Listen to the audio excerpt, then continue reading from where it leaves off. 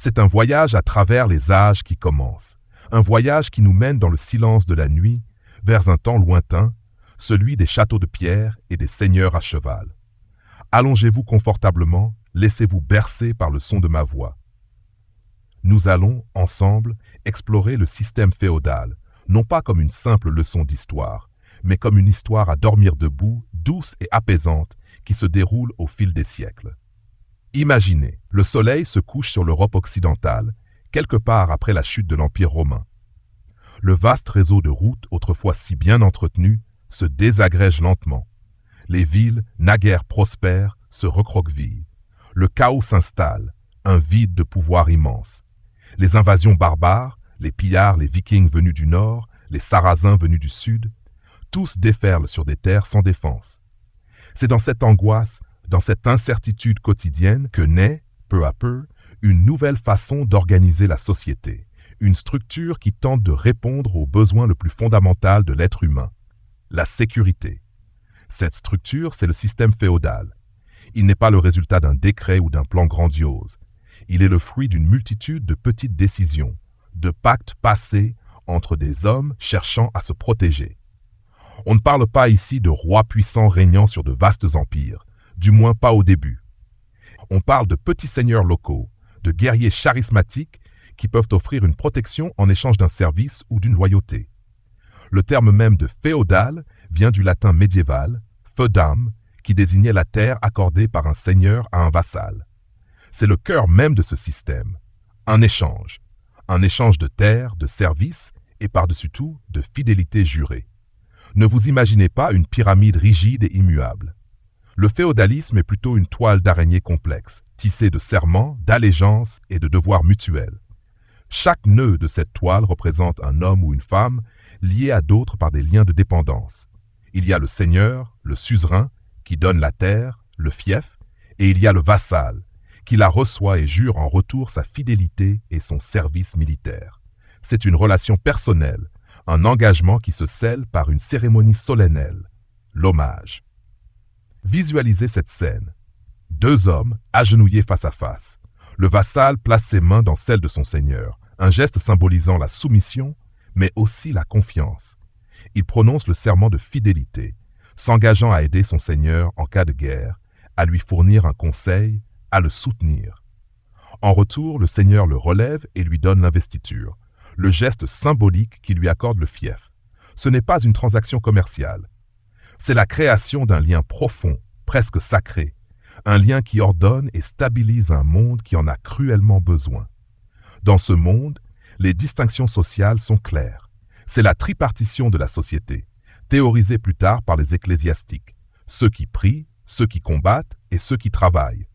Les clercs, moines et prêtres veillent sur l'âme de la communauté. Les nobles, chevaliers et seigneurs ont pour mission de défendre, de protéger. Et enfin, les paysans, la grande majorité, travaillent la terre pour nourrir les deux autres ordres. Chaque groupe a sa place, son rôle. C'est une vision du monde où chacun dépend de l'autre pour la survie de tous. Ce n'est pas un système parfait, bien sûr. Il est plein de tensions, de trahisons, de guerres entre seigneurs rivaux. Le pouvoir n'est pas centralisé, il est fragmenté, dispersé dans une myriade de châteaux forts. C'est un monde où la loi du plus fort est souvent la règle, mais où les serments et les traditions tentent d'apporter un semblant d'ordre. Nous allons ensemble explorer ce système dans ses moindres détails.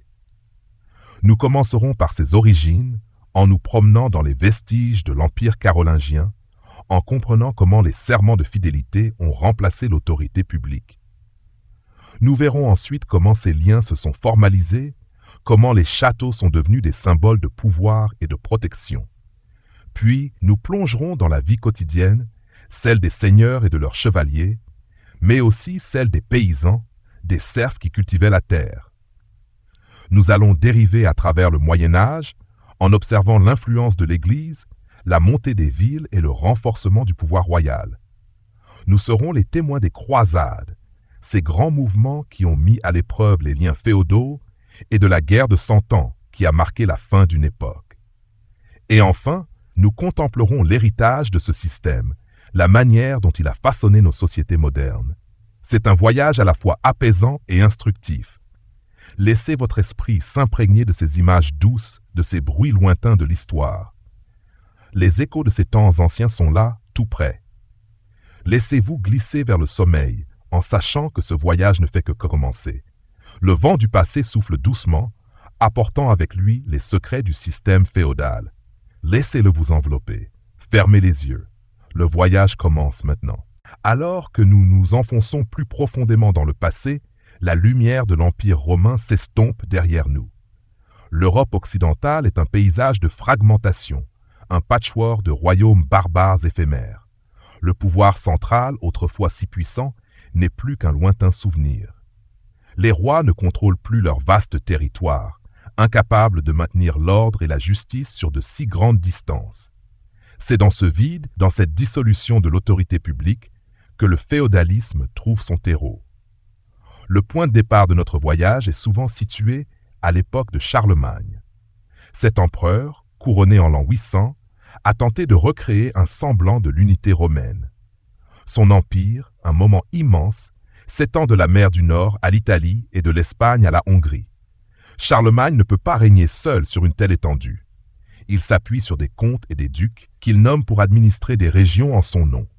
Il leur accorde des terres et des revenus, des bénéfices qui leur permettent de s'équiper et de lever des troupes. En retour, ces hommes jurent fidélité à l'empereur, s'engageant à le servir militairement et à rendre justice en son nom.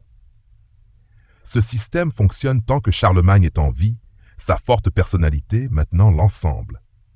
Mais après sa mort, en 814, l'Empire se fissure. Le traité de Verdun, en 843, le divise en 3 royaumes pour ses petits-fils. Plus les décennies passent, plus le pouvoir des rois s'affaiblit. Les comtes et les ducs, autrefois simples représentants royaux, commencent à considérer les terres qu'ils administrent comme leur propriété personnelle. Ils transmettent leurs charges et leurs bénéfices à leurs enfants. Le titre de duc ou de comte devient héréditaire, non plus un service, mais un bien. En parallèle, de nouvelles vagues d'invasion déferlent sur l'Europe. Au nord, les Vikings sillonnent les côtes, remontent les fleuves, pillant monastères et villes sans défense. À l'est, les Magyars, ancêtres des Hongrois, ravagent les campagnes à cheval. Au sud, les Sarrasins, musulmans de l'époque, attaquent les côtes méditerranéennes. Face à ces menaces constantes, les rois sont impuissants. Ils ne peuvent pas envoyer des armées partout à la fois. La population, apeurée, n'a d'autre choix que de chercher protection ailleurs. Cette protection, elle la trouve auprès des puissants locaux. Les seigneurs, qui ont leurs propres châteaux et leurs propres guerriers, sont les seuls capables de défendre les terres et les vies. Les hommes libres, les petits propriétaires, se retrouvent pris dans un dilemme. Doivent-ils défendre leurs terres eux-mêmes, au risque de les perdre et d'être tués, ou doivent-ils les confier à un seigneur plus puissant en échange de sa protection? Le choix est souvent simple. C'est l'encastellement, la prolifération des châteaux forts qui marque cette époque. Chaque colline devient le site d'une forteresse, chaque seigneurie le centre d'un micro-pouvoir. C'est dans cette atmosphère d'insécurité que les relations de dépendance personnelle se multiplient. Le seigneur, avec son château, a le pouvoir militaire. Il offre une protection, et dans un monde où l'argent est rare, la terre est la seule richesse véritable.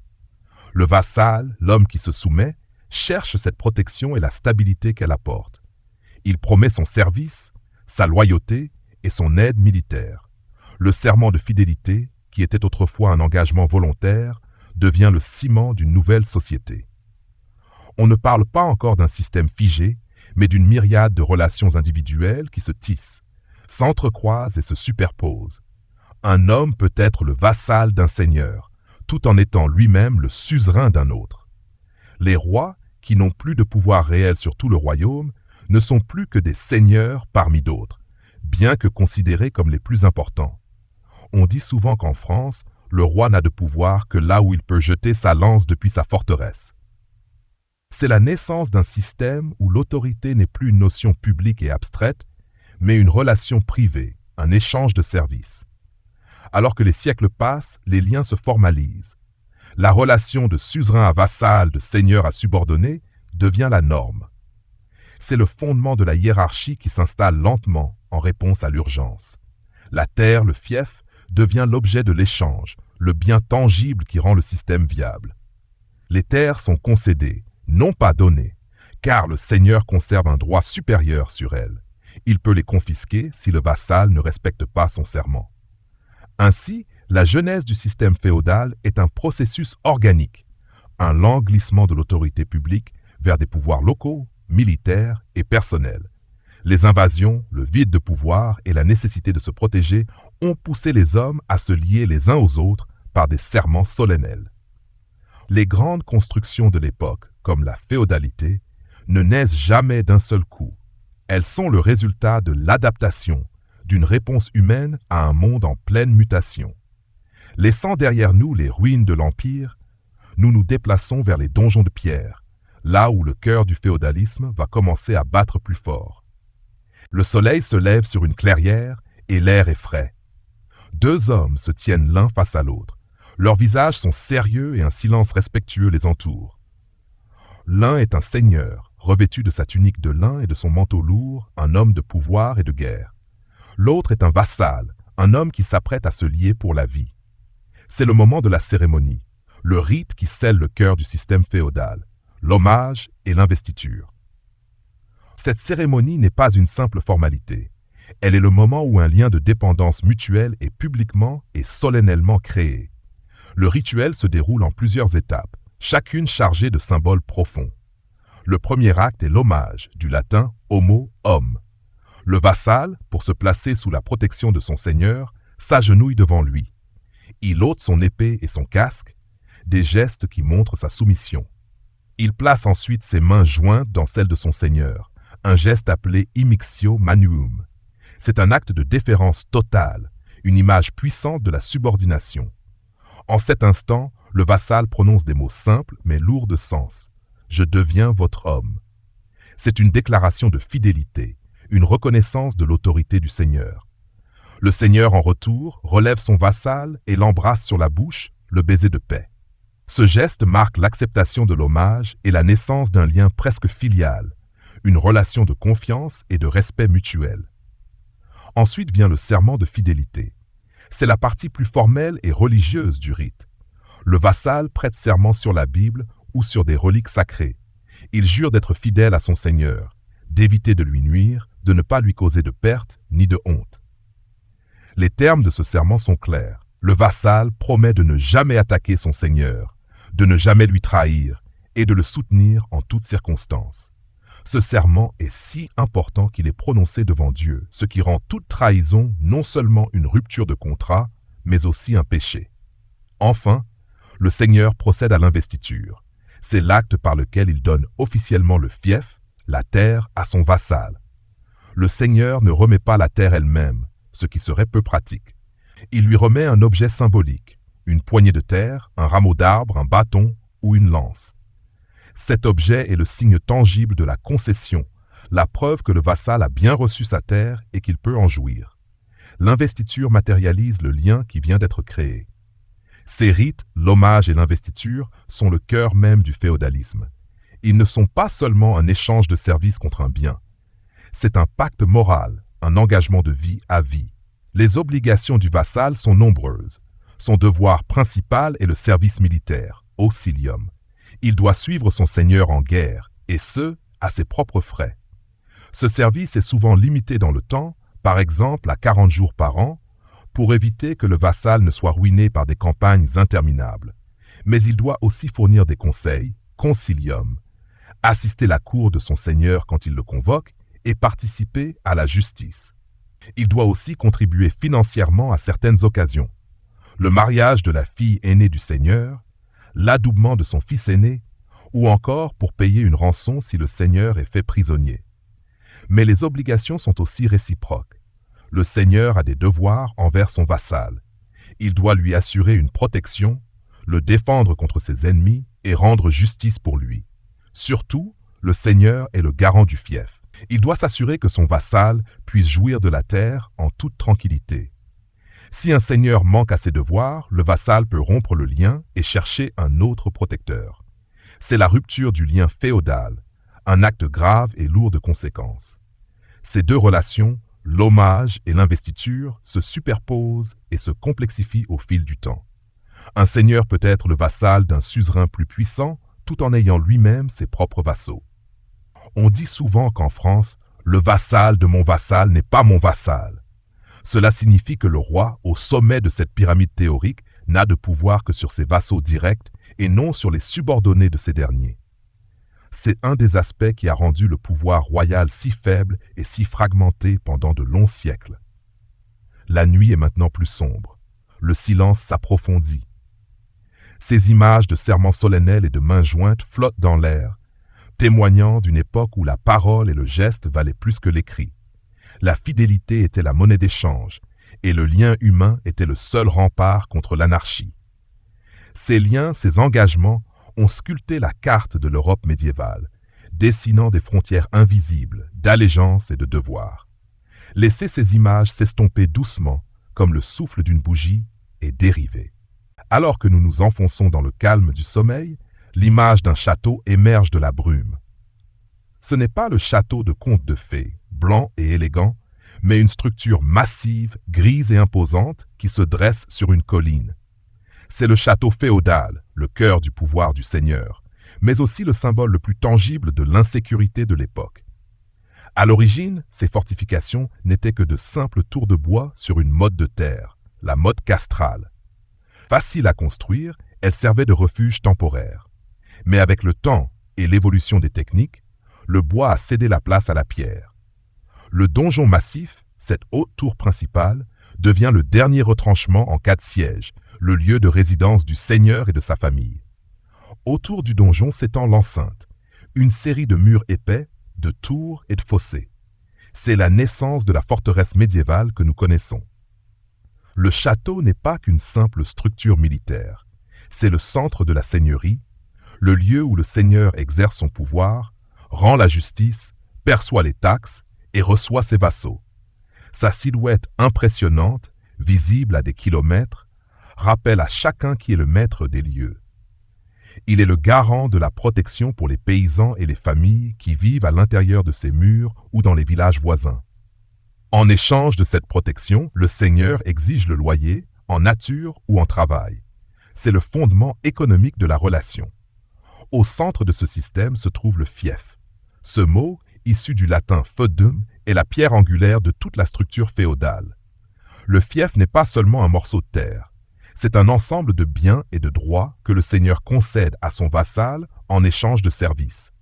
Cela inclut la terre elle-même, avec ses champs et ses forêts, mais aussi les droits qui y sont attachés. Le droit de justice sur les habitants, le droit de prélever des taxes sur les récoltes, le droit de construire un moulin ou un four à pain. Le fief est une source de pouvoir et de richesse pour le vassal, qui devient à son tour un seigneur, capable de concéder des terres à des hommes moins importants. La possession du fief est une relation de tenure. Cela signifie que le vassal ne possède pas la terre de manière absolue. Le seigneur conserve un droit de propriété supérieur. Si le vassal ne respecte pas son serment ou ne remplit pas ses obligations, le seigneur peut confisquer le fief, un processus appelé la commise. Cette menace est la garantie que le vassal reste fidèle. La terre est la source de la richesse dans un monde où la monnaie est rare, et la perdre signifie la ruine et le déshonneur. La relation entre le seigneur et son fief est également une question d'héritage. Au début du féodalisme, le fief ne peut être transmis qu'avec l'accord du seigneur. Avec le temps, cependant, la transmission héréditaire devient la norme, mais pas sans condition. Le fils aîné doit payer une taxe, appelée le droit de relief, pour récupérer le fief de son père et jurer à son tour l'hommage à son suzerain.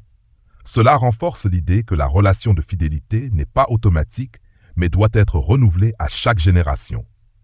Le château, avec le fief qui l'entoure, est l'incarnation d'un monde où l'autorité et la richesse ne sont plus centralisées, mais dispersées. Chaque château est un centre de pouvoir autonome, un petit royaume en soi. C'est cette fragmentation du pouvoir qui définit le Moyen Âge. Le paysage est une mosaïque de seigneuries, chacune avec son propre château, ses propres lois et ses propres hommes. Le vent de la nuit souffle doucement. Laissez l'image de ces vieilles pierres vous envelopper. Elles ont vu des siècles de guerre, de paix fragile, de serments et de trahisons. Elles sont le témoignage silencieux de l'époque où le pouvoir n'était pas une idée abstraite, mais une chose bien concrète, enracinée dans la terre et symbolisée par le donjon. Reposez-vous maintenant. Le souffle des siècles emportera doucement votre esprit. La lune s'est maintenant levée. Sa lumière argentée baigne les murs d'un grand château. À l'intérieur, la vie s'organise selon un rythme immuable. Le château n'est pas seulement une forteresse, c'est aussi le centre social et politique d'une communauté. Nous allons nous glisser à l'intérieur de ces murs de pierre pour découvrir la vie de ceux qui y résident, le seigneur, sa famille et ses chevaliers. Le seigneur est la figure centrale. Il est le maître des terres, le justicier et le chef de guerre. Sa vie est un mélange de devoirs et de divertissement. Il passe ses journées à administrer son domaine, à présider sa cour de justice pour trancher les disputes entre ses vassaux ou ses paysans. Dans un monde sans gouvernement central fort, c'est lui qui est la loi. Mais la vie au château n'est pas que labeur. Les seigneurs et leurs cours s'adonnent à la chasse, à la fauconnerie et surtout aux tournois et aux joutes. Ces événements ne sont pas de simples jeux.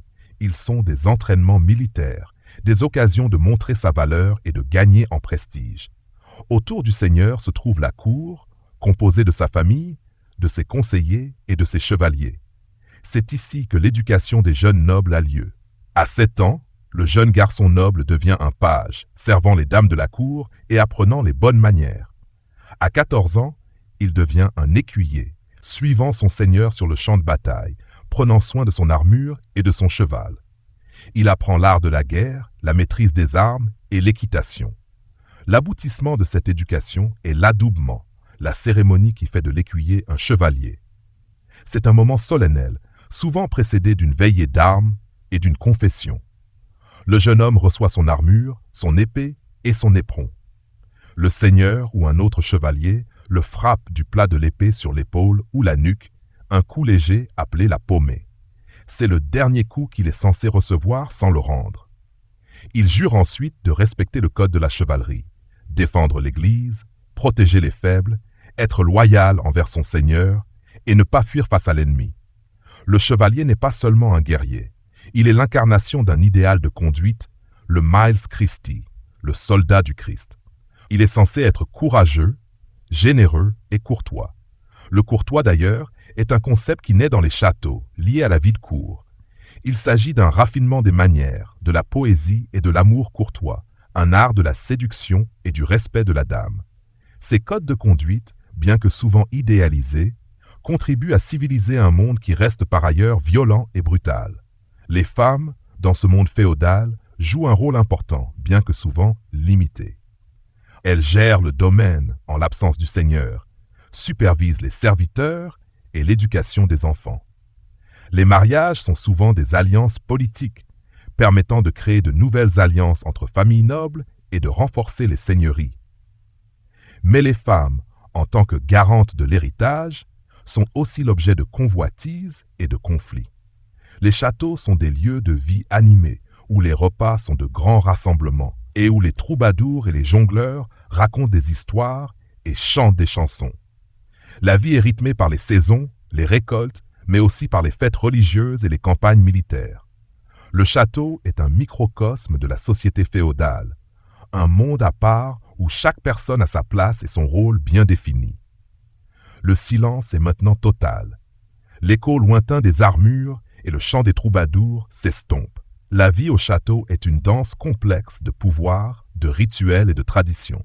C'est une histoire de loyauté, d'honneur et de courage. Laissez ces images de chevaliers en armure et de dames à la cour vous apaiser. Le voyage continue, mais pour l'instant, la douceur de ces images peut vous guider vers un sommeil profond. Nous nous éloignons maintenant des murs de pierre du château pour descendre doucement vers la campagne environnante. C'est là, dans les champs et les villages, que la grande majorité de la population médiévale vit sa vie. La vie des paysans est rude, souvent rythmée par le soleil et les saisons, mais c'est sur leur travail que repose tout l'édifice féodal. Le paysan de l'époque n'est pas un homme libre comme nous l'entendons aujourd'hui. Il est lié à la terre et au seigneur de diverses manières. La plupart sont des serfs, un terme qui ne signifie pas esclave, mais qui implique une servitude. Le serf ne peut pas quitter sa terre sans la permission du seigneur. Il ne peut pas se marier avec une personne d'un autre domaine sans payer une taxe. Et à sa mort, ses biens ne peuvent pas être transmis à ses enfants sans l'accord du seigneur et le paiement d'une taxe, la main morte.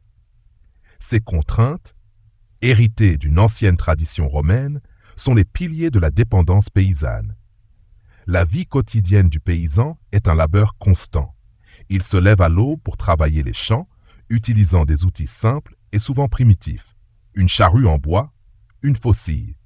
Les cultures sont variées, mais le blé, le seigle et l'orge sont les plus importants. La terre est travaillée selon un système de rotation des cultures. Les champs sont divisés en 3 parcelles, une pour la récolte d'hiver, blé ou seigle, une pour la récolte de printemps, orge ou avoine, et la 3e laissée en jachère pour que le sol se régénère. C'est une méthode efficace qui permet d'éviter l'épuisement total des terres. Mais le paysan ne travaille pas seulement pour lui-même. Une partie de son travail est due au seigneur. C'est le système des corvées, des journées de travail obligatoires sur les terres du seigneur, appelé la réserve seigneuriale. Le paysan doit y labourer, semer et récolter les champs. Cette obligation peut être très lourde et elle est souvent perçue comme la plus grande des contraintes. En plus des corvées, le paysan doit s'acquitter de taxes et de redevances. La plus importante est le cens, une taxe annuelle payée pour l'utilisation de sa parcelle de terre, appelée la censive. Il doit aussi payer des droits d'utilisation des équipements du seigneur, le four banal, le moulin banal, le pressoir banal. C'est le banalité, une forme de monopole que le seigneur exerce sur les services essentiels à la vie du village. Le paysan ne peut pas cuire son pain dans son propre four ou moudre son grain ailleurs que dans le moulin du seigneur, sous peine d'amende. Le village médiéval est une petite communauté très unie. Les maisons sont simples, souvent en bois et en torchis, avec des toits de chaume. La vie est centrée autour de l'église, du cimetière et des champs. C'est un monde où la survie dépend de la coopération, où les voisins s'entraident pour labourer ou récolter. Le paysan n'est pas seulement asservi à son seigneur, il est aussi un membre de cette communauté rurale. Malgré les difficultés, il y a des moments de repos et de fête. Les jours de fêtes religieuses, le dimanche, les marchés locaux sont des occasions de rompre avec le travail. Les foires, les pèlerinages sont autant d'événements qui rythment la vie et qui permettent aux paysans de voir un autre monde. Le système féodal, vu du point de vue du paysan, est un échange inégal. Le seigneur offre la protection, mais en retour, il prend une grande partie du travail et de la production. C'est un monde de dépendance, mais c'est aussi un monde où l'ordre, même imparfait, a remplacé le chaos. Les champs dorment maintenant sous la lune. La dureté de la vie paysanne s'estompe doucement dans la nuit. Laissez-vous bercer par le silence de ces champs endormis. Dans l'architecture complexe du système féodal, il y a un pouvoir qui se dresse en parallèle de celui des seigneurs et des rois, l'Église. Elle n'est pas seulement une institution religieuse, elle est un acteur politique et économique majeur, une force structurante qui influence tous les aspects de la vie médiévale. Laissez-nous glisser vers ces cathédrales de pierre et ces abeilles silencieuses pour comprendre son rôle fondamental. L'Église, à l'époque, est la gardienne de la connaissance et de la spiritualité. C'est elle qui maintient un lien avec le passé romain. Ces évêques et ces abbés sont souvent des nobles qui ont des fiefs et des vassaux, tout comme les seigneurs laïcs. Les abbayes, comme Cluny ou Cîteaux, deviennent des centres de pouvoir immenses, contrôlant de vastes domaines agricoles et une main-d'œuvre servile. L'Église possède ses propres terres, ses propres lois et ses propres tribunaux.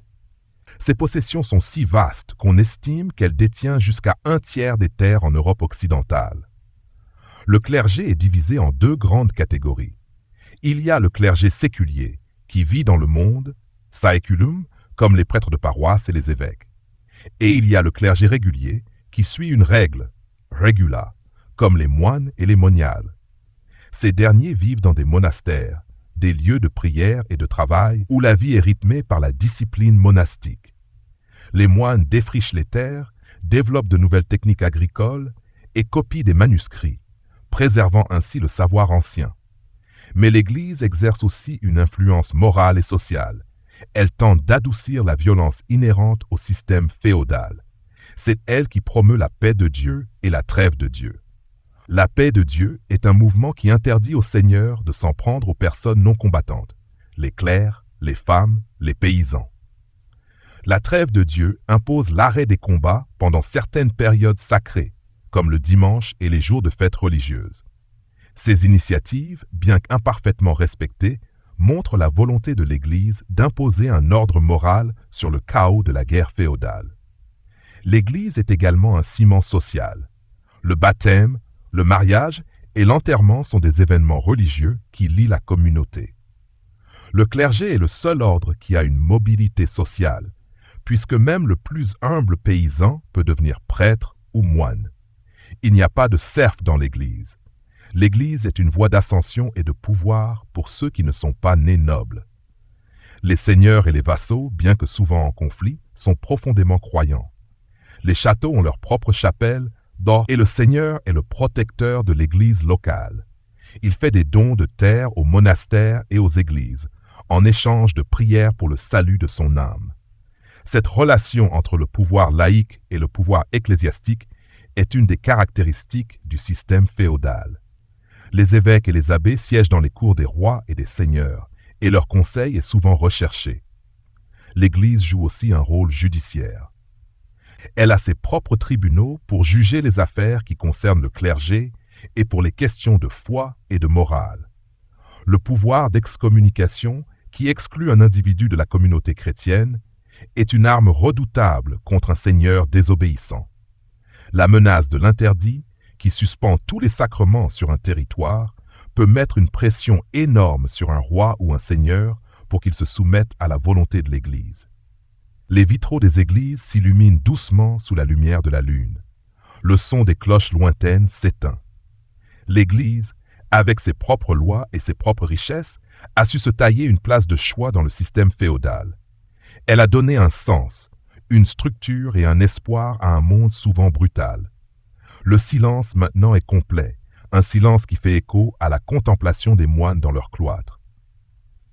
Laissez-vous glisser vers un sommeil paisible, bercé par le son des cloches qui ne sonnent plus.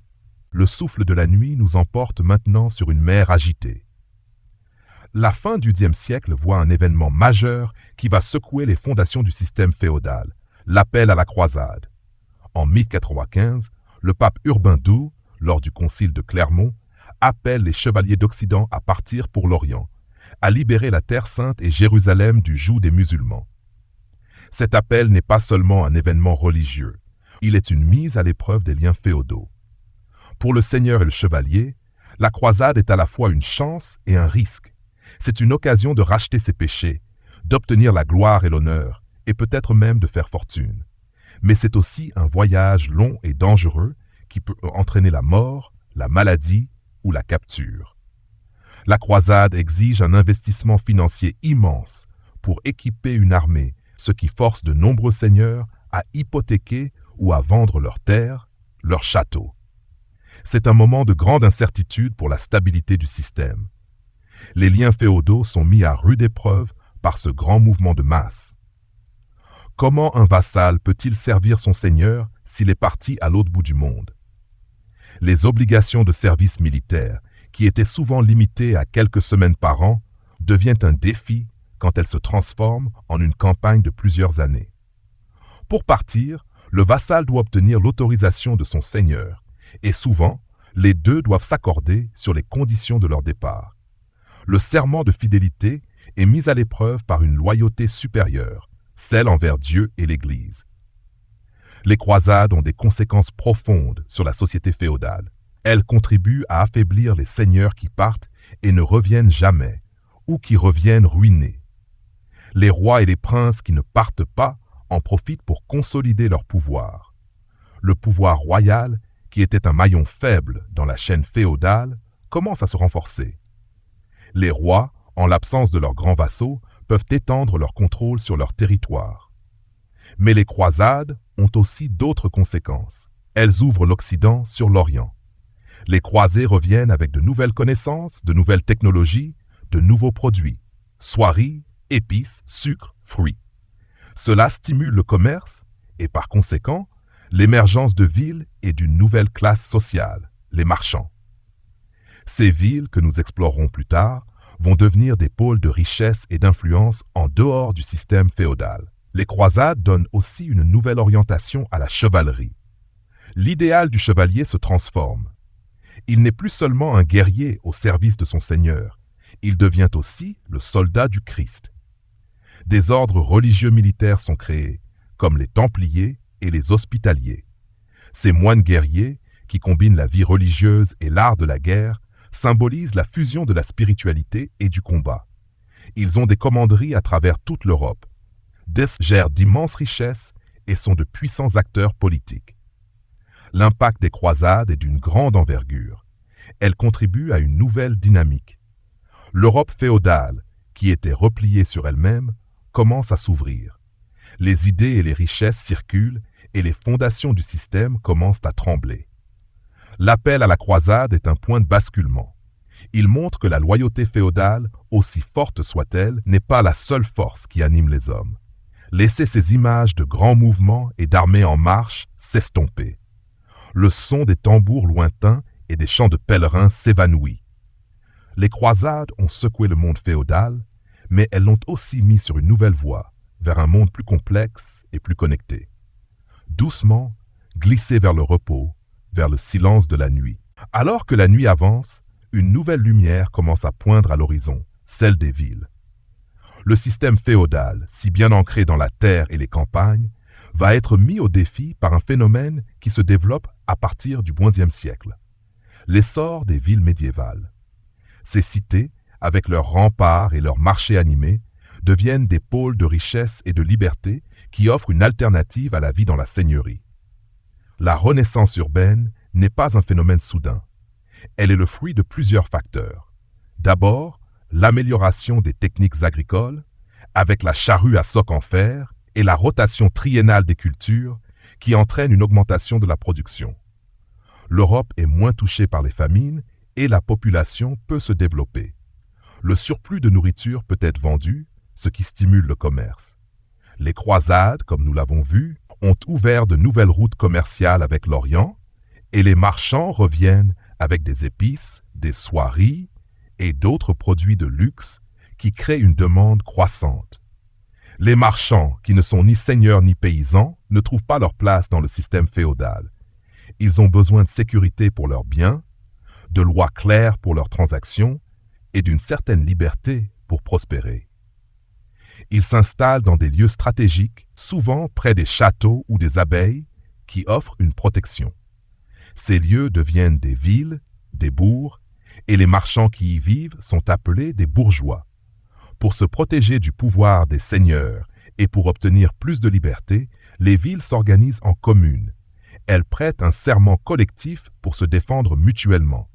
Elles peuvent acheter leur indépendance au seigneur, qui a besoin d'argent pour financer ses guerres ou ses croisades. En échange de taxes régulières, le seigneur accorde aux villes des chartes de franchise, des documents qui leur garantissent des libertés, le droit de se gouverner elles-mêmes, de lever leurs propres taxes, de rendre leur propre justice. Pour le paysan, la ville est une terre d'opportunités. C'est l'espoir d'échapper au servage, aux corvées et aux taxes du seigneur. Une tradition, qui varie selon les régions, veut qu'un serf qui parvient à vivre 1 an et 1 jour dans une ville libre sans être rattrapé par son seigneur devient un homme libre. C'est le concept d'air de la ville rendre libre. Cet exode rural a un impact sur les campagnes. Pour éviter de perdre leur main-d'œuvre, les seigneurs doivent alléger les contraintes qui pèsent sur les serfs ou même leur accorder l'affranchissement. Les villes deviennent des centres de production et de savoir. Les artisans s'organisent en corporations ou en guildes, des associations de métiers qui réglementent la production, la qualité des produits et la formation des apprentis.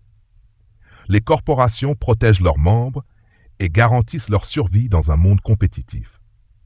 C'est dans ces villes que naissent les premières universités, des lieux de savoir qui échappent aussi à l'autorité des seigneurs et qui sont directement sous l'autorité du pape ou des rois. L'émergence des villes marque le début du déclin du système féodal. Le pouvoir n'est plus uniquement lié à la terre. Le commerce et l'argent deviennent de nouvelles sources de richesse et de pouvoir.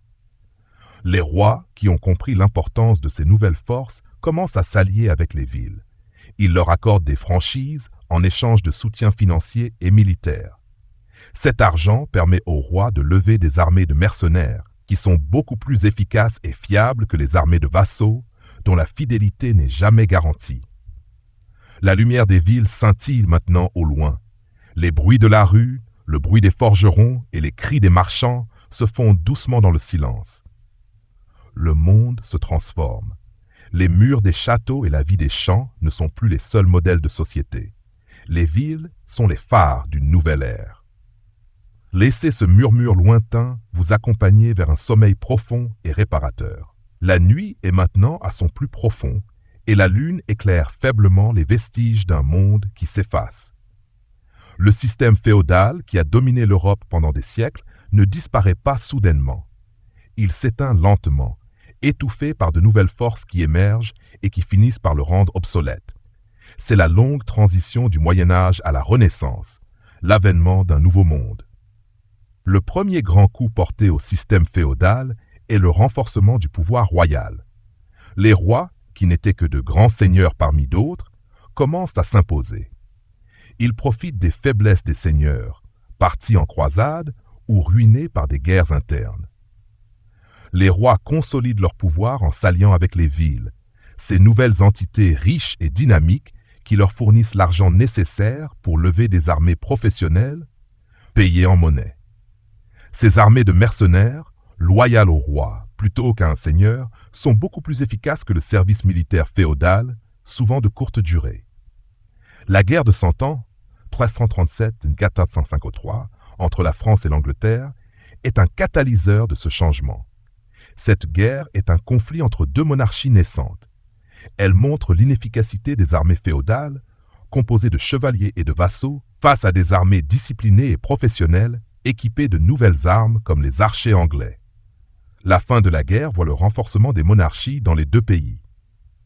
En France, le roi Charles VII peut s'appuyer sur une armée permanente et sur une fiscalité régulière qui ne dépend plus des dons de ses vassaux. Parallèlement, la monnaie circule de plus en plus. L'argent remplace le service. Un seigneur qui a besoin de fonds peut désormais monétiser ses terres. Les paysans peuvent payer leurs redevances en espèces plutôt qu'en travail ou en nature. Les corvées s'éteignent lentement au profit de paiements en monnaie.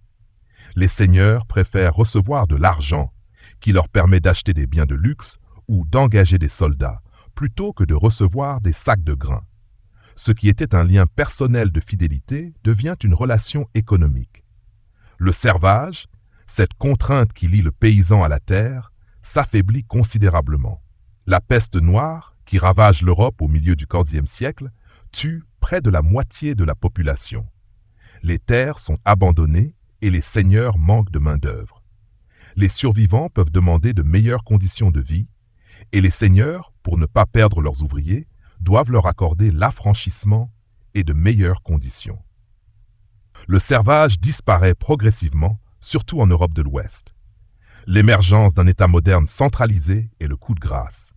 Les rois s'entourent de conseillers, de juristes et d'administrateurs qui ne sont pas des nobles. C'est la naissance de la noblesse de robe, une bureaucratie qui sert directement le roi et non le seigneur. La justice, qui était l'apanage des seigneurs, est progressivement reprise par le roi. Les rois, avec leurs parlements et leurs tribunaux, deviennent la source unique de la loi et de la justice. La fragmentation des pouvoirs laisse place à un pouvoir central qui administre et gouverne l'ensemble du royaume. Le système féodal ne disparaît pas complètement du jour au lendemain. Il se transforme et laisse des héritages profonds. Les titres de noblesse, les blasons, la propriété foncière, les châteaux forts transformés en résidences somptueuses, tout cela reste.